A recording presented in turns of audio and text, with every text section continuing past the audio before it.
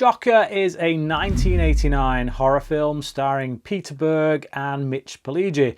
Pileggi plays this man, Horace Pinker, who ends up going to the electric chair. He's a serial killer.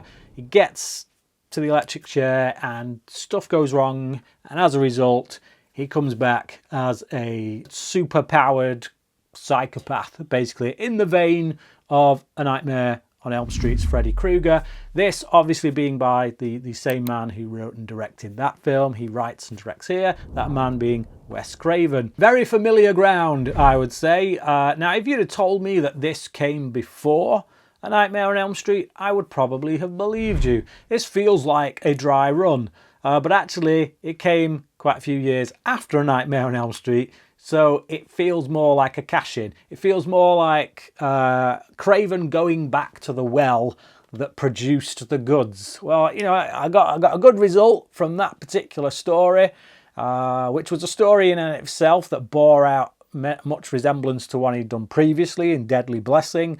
So, you know, I'm going to do it again. I enjoyed the first third of this. While it's playing out, because it has a pretty low score on various movie sites and stuff, it's like, okay, clearly it's not that great. But I was really enjoying it, maybe even up to the first half of it. It was when it was just this like kind of thriller in which this guy is trying to track this killer because he's got a psychic link to him, and his dad is a cop who's on the case. It's his dad's case, basically.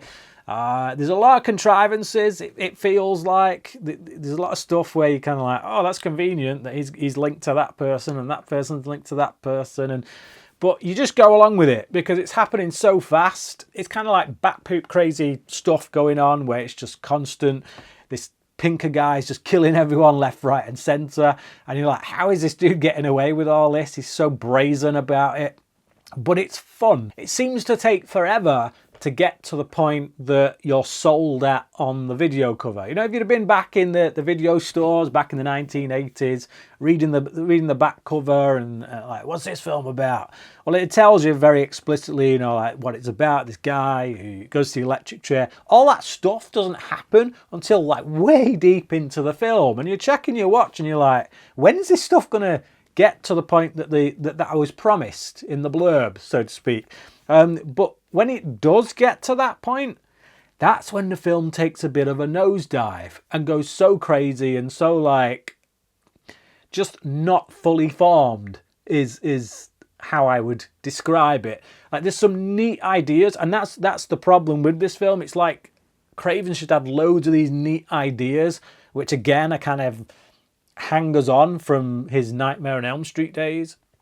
And he just thought, well, I'll put them all into this script instead. The whole film starts to like question reality, really, the nature of reality, when they're jumping through all these different, through the TV set and everything. It's weird. It gets meta, very meta, even before A New Nightmare. So again, this is like it's like the bridge between A Nightmare on Elm Street and A New Nightmare. So Craven comes out of the gate with this Nightmare on Elm Street, which is great. Everyone loves it. It's got all this wacky stuff going on. And then he's got all this other stuff he wants to explore. So he kind of piggybacks onto a similar idea with like meta narrative stuff. He doesn't quite land it in this film, but it's like, actually, now I think I know what to do. I can learn from my mistakes from that. And then he does A New Nightmare. So it's weird. It makes like for a really strange trilogy where you see Craven's creative processes kind of ironing themselves out until they get to a point where, obviously, if you have a new screenwriter to come along who can iron those ideas out better, you end up with Scream. But yeah, it's a weird pattern how you can see the career trajectory of Craven through these films, but not necessarily in a good way, because like I say, last half of this film, I start to zone out. This film's way too long, and it's only like an hour and 40 minutes, and yet it feels long. Like I say, the back half just, it seems so repetitive.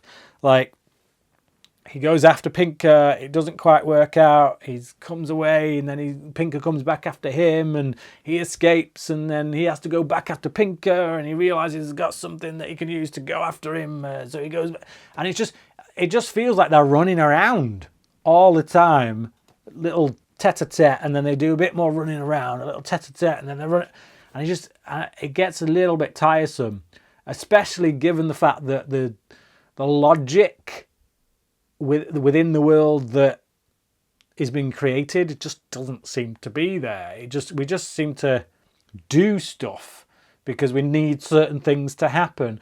Like this woman comes back from the dead. Well, she's not back from the dead. She's still dead, but she's like a ghost, and she's guiding the Peter Berg character. And you're like, where did you come from? Why are you here? Okay, this guy's got a psychic link to Horace Pinker for various reasons, but that doesn't necessarily explain why she's coming back from the dead as a ghost to tell him stuff.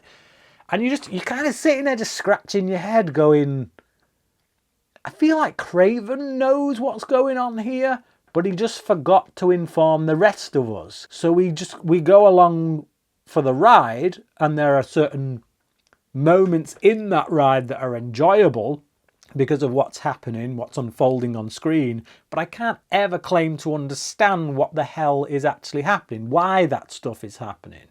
And that's, yeah, I just feel like a good few rounds in a meeting somewhere with a few other people hammering out the script would have been valuable, would have been worthwhile. Mitch Pileggi plays Horace Pinker. He's the killer in this. I know him as Agent Skinner, Assistant Director Skinner in The X-Files. Always liked Mitch Pileggi. He's not the best actor in the world, but he's likeable. And he's one of those actors who just appears in so many different things. He's a character actor. He's never going to be number one on the call sheet, but he's always going to be a reliable backhand player, kind of, so to speak. And I feel like he knows that. And whenever I've seen him in interviews, he always just seems like one of those guys who's just happy to be there, which I appreciate. There's no ego there. There's not, he doesn't. Yeah, and I can't really honestly say that I feel that about someone like Robert Englund, who has made so much of his career from the Nightmare on Elm Street brand, whereas he's not that much of it's not really a better actor than someone like Mitch Pileggi, if I'm being perfectly honest. I like Pileggi in this role.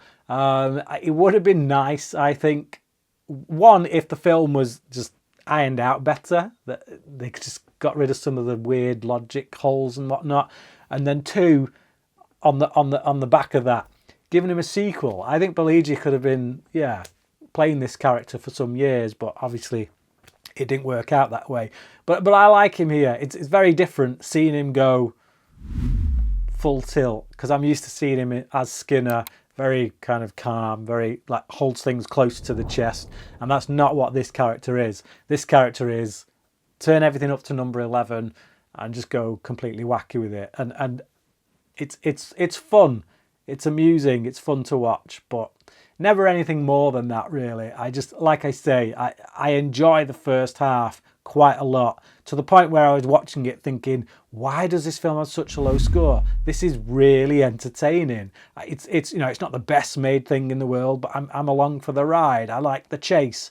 And then, like I say, second half gets really wacky, loses all sense of logic, and I start to switch off. If you've seen Shocker, do you like it? That's my question. And does it make sense to... Can you explain just what the hell is going on, quite frankly? Because I am at a loss at times. But yeah, it's still entertaining, maybe for all the wrong reasons. But there you go. That's my thoughts. What are yours? Leave them down in the comments section below. And until next time, crack in.